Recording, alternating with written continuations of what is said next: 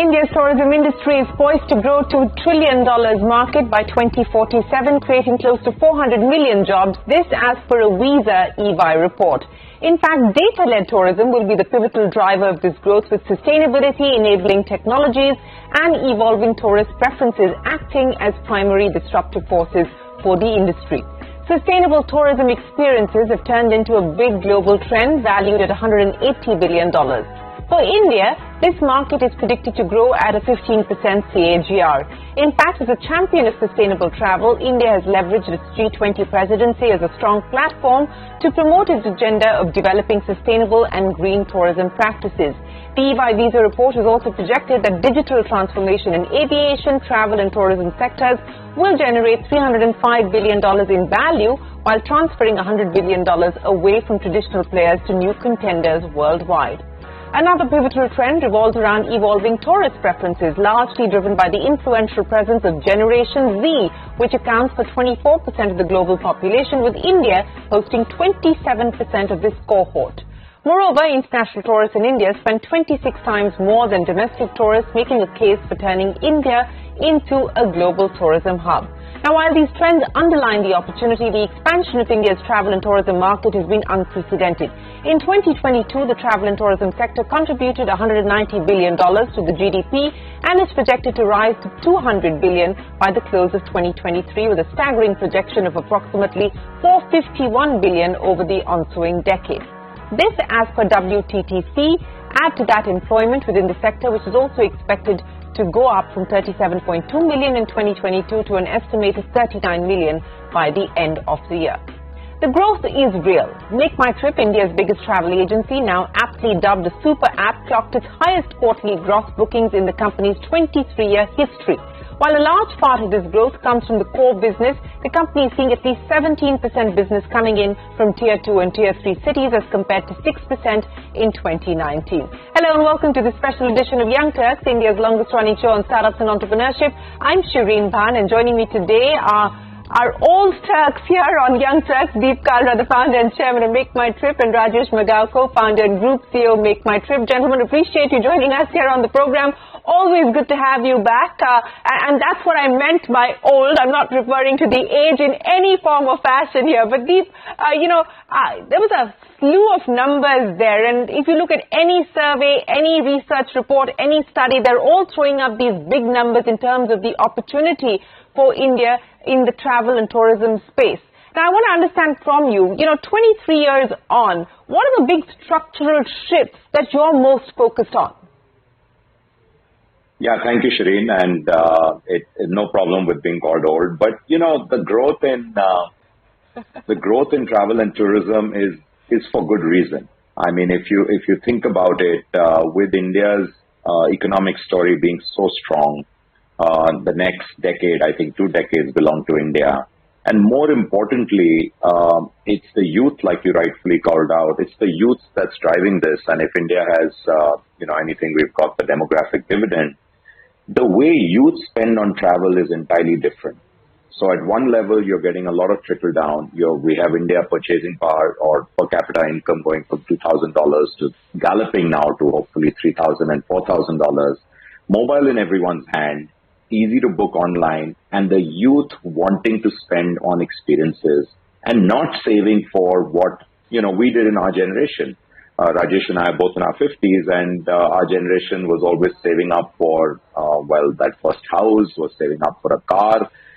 The youth of today don't aspire to own either of them. There's a renter generation, but they want to make it up by spending, like I said, on experiences. And number one on top of that is traveling.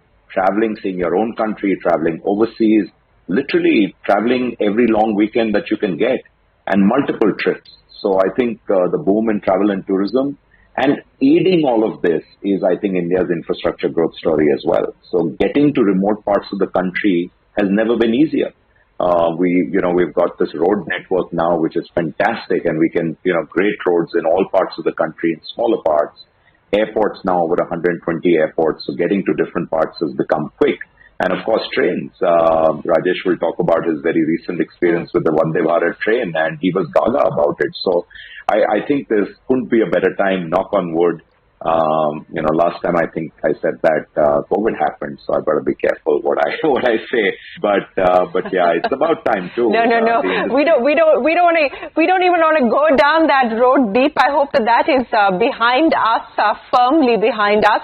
But as you pointed out, we are seeing big changes, and all of them portend well for the travel, tourism, and hospitality sectors. But Rajesh, let me flip that across to you. On the back of what we just heard there from Deep, and it's starting to reflect in your numbers as well. You've clocked your highest ever quarterly gross booking and profit in Q1 of FY24. Now, as far as your positioning is concerned, as a super app today, Rajesh, which are the big opportunities, the untapped opportunities? Deep talked about rail.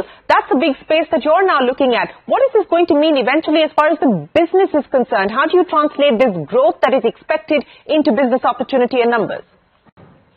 No, absolutely. I mean, and let me just build on what Deep said, right? I mean, Deep spoke about some structural shifts and the structural changes that are happening, not necessarily from, let's say, consumer buying habits or spending behavior standpoint, but also infrastructure changes that is happening in India in a big way.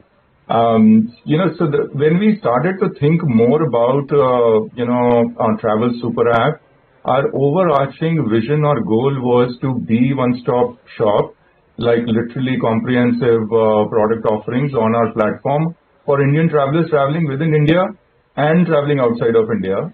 With a view that we wanted to see that we end up sort of getting more and more wallet share from Indian travelers, like every possible travel use case. This journey, if I take your mind back to, way back in, let's say, around 2008, 2009, 2010, if you recall, we had actually gone public in the US. But around 2008, 2009, around the IPO time, we used to be like only air ticketing business. We used to have 85%, 95%, 90% of our business coming from air ticketing. And at that point in time, our actually IPO pitch was that we want to build a hotel and acco business. And that is when the journey started back then. And we also, by the way, saw that the buying behavior in India, unlike maybe in many other evolved countries, was to buy a transport product first. You would invariably end up buying, a flight ticket first and, block that, keep it with you and then start to think about building, booking, let's say, a hotel or an accommodation that you need. And then let's say, from our point of view, we were thinking, when you get down at the airport, you are looking for a cab to get to your destination.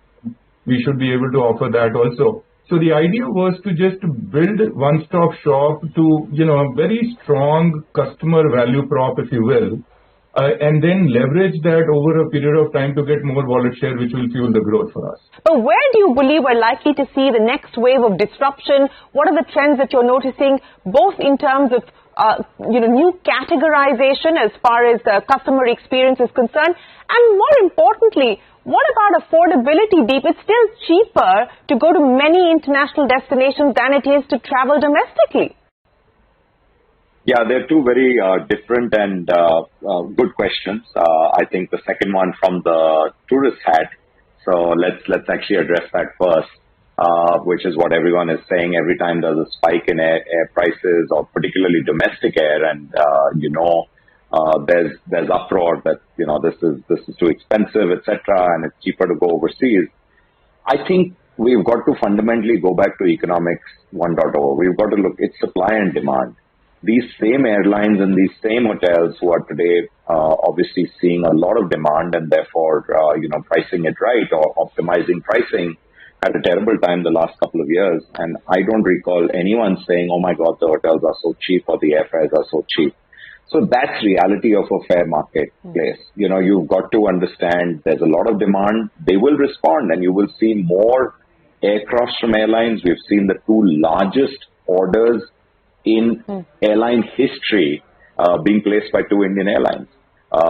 Some people can say that's too large, but the fact is it's a huge statement. So Indian aviation is on the map. I think there other carriers also growing. So we're going to see more planes come in, which will rationalize this. Right now you're seeing a spike.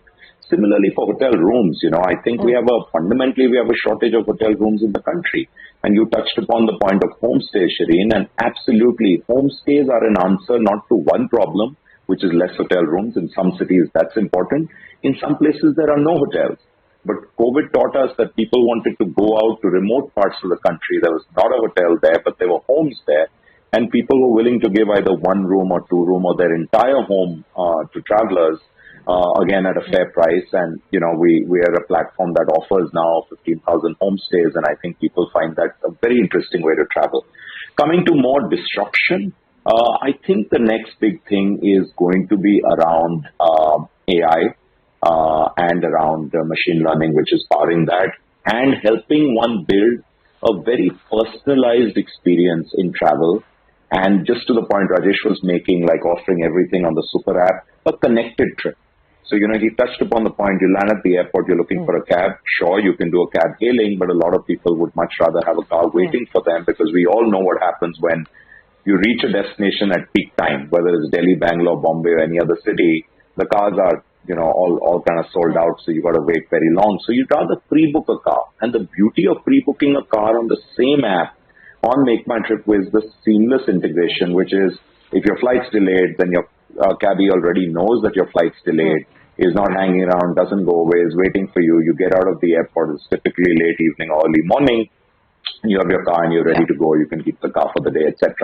Similarly with the accommodation need. And then, this journey is starting even earlier now, where we're using it for lending for trips. So trip loans and Trip Money is our product for that.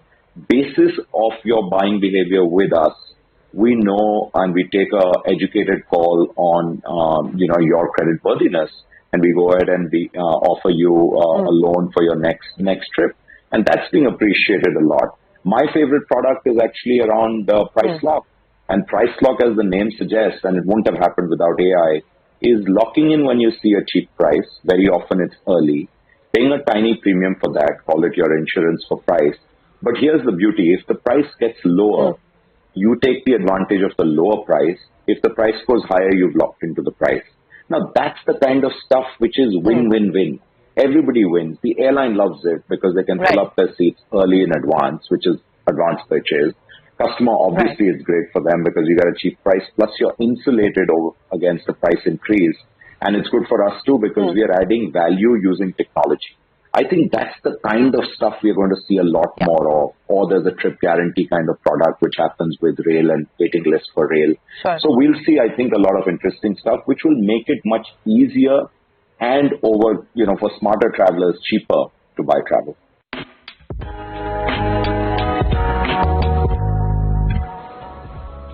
Now, as far as the air market is concerned, you're the clear leaders there with a significant market share. Courtesy Red Bus, you've got a significant play within the bus space as well. But, rail, what are the kind of opportunities that you see in some of these sectors where the headroom for growth for your company is significant? But the important point to keep in mind with respect to us, the way we are trying to use is the data that we have, which is underneath. A lot of the product examples that Deep gave, whether it was Fairlock or a trip guarantee, is actually built on the back of very rich data over the years that we have it for the customers, not necessarily transacting consumers like 68 million live to date that we have on all three brands, but also the search data. So so it's not that we are actually using this technology on top of public data that is all available out there. A lot of the AI/ML use cases are being talked about using public data. We are talking about all the data that is rich and high intent travel use cases data that we have, and we are leveraging that to build data science models, and then on top of that, putting AI/ML into play for us to be able to give, a differentiated experience, if you will. Yes, we have in the private sector of the bus market, Redbus is by far the leading brand, and and online penetration is already there. We have the highest share of the online market, but non-private market is a huge headroom and an opportunity there as far as bus market is concerned. All the RTCs, thanks to COVID, one of the development was that every RTC pre-pandemic who would be apprehensive on bringing content inventory online, the digital platforms either on their own, they put it on our platform. It happened it accelerated. So they all started to sort of look at the digital platform more seriously. And today, we have all the inventory of the majority of the RTCs that are operating in the country. On IRCTC, we just have gone live with our hotels product out there on IRCTC platform just, yesterday, day before yesterday, because they have all the traffic on, let's say, rail users. Here also, we have launched, an independent app called Red Rail under Redbus, because our thought on Redbus is that we want to transform now Redbus as a bus brand to actually a ground transport brand. I would also, by the way, just share a couple of very important data points. When you look at the overall internet penetration for the travel use cases, on an aggregate basis, it will appear that it is 43%, as one of the reports is suggesting. But right now, the higher penetration is only in case of private sector buses and domestic flights. But when you go to international flights, when you go to hotels product or homestays, it is grossly underpenetrated. And with the now smartphones, like 986 million smartphones in the country, and the penetration is going beyond 25 cities, we are going to get more and more accelerated offline to online shift that will happen. Over the last 10 plus years now, we've seen you make acquisitions across the group, whether it's companies like C-Trip, we talked about Redbus early on, or even companies like Book My Forex, which you've done as far as your fintech business is concerned. Given the spaces that you wish to occupy and the spaces that you perhaps wish to bolster, how important is inorganic growth and inorganic opportunity going to be for you? We obviously do have the balance sheet now to look at opportunities more aggressively, as I guess we've done in the past. Our lens typically out there is things that, we would take either a long time to build ourselves, because time is probably the most valuable resource for everyone, or we perhaps won't do that good a job of. So I have to tell you, what we saw in Book My Forex was a fantastic fit of someone, actually a very interesting father-son entrepreneurial team, who had been building this, had understood the Forex market, deep domain experience, had been doing it for a long time offline, and struggled perhaps to go online. There are regulatory issues and otherwise, and I think it was a complementary fit. So that's a place where we definitely felt that we need that domain expertise. Similarly, with Quest to Travel, which was, very deep into the large managed corporate travel space, which is quite different. So an organization like yours, or even larger companies, when they're booking travel, they want it fully integrated into their systems, into expense management, into approvals, and make it seamless so that everyone can book within their, approval limits, or there are exceptions which can be done very quickly on the intranet that you're using, and everything then, the billing, etc., flows seamlessly. They had spent, I think, almost 15 years building that kind of product, and we saw a lot of value in that. So while we offered a product for SME market, or the SMB market, which is called MyBiz, which is a self-service tool, we weren't quite ready for the fully managed large corporate market, and we found that to be a pretty good, acquisition, which we made over a 3-year time period, and it's worked out very well for us, because now we have a full suite offering for that. We also acutely realized that it's very hard to make M&A work. So I can tell you, the largest M&A we did was when we acquired GoIbibo and Redbus, and it was a real, I think, a test of all the management capabilities that we had to fully integrate that. It requires a significant amount of bandwidth, but Deep, is there anything on the anvil at this point in time? Being a listed company, I think that's something which we can only share when things get, near done. But we are always scouting. We have a small but very focused team for M&A. And we are always scouting. But let me ask you the aspirational growth number. If in fact we are going to see the travel business explode the way that the numbers suggest at this point in time, what could the aspirational revenue, the gross booking number, be for you over the next few years? See, coming out of 2 years of sort of COVID recovery, 1 full year of recovery, we had entered into this fiscal with a lot of optimism.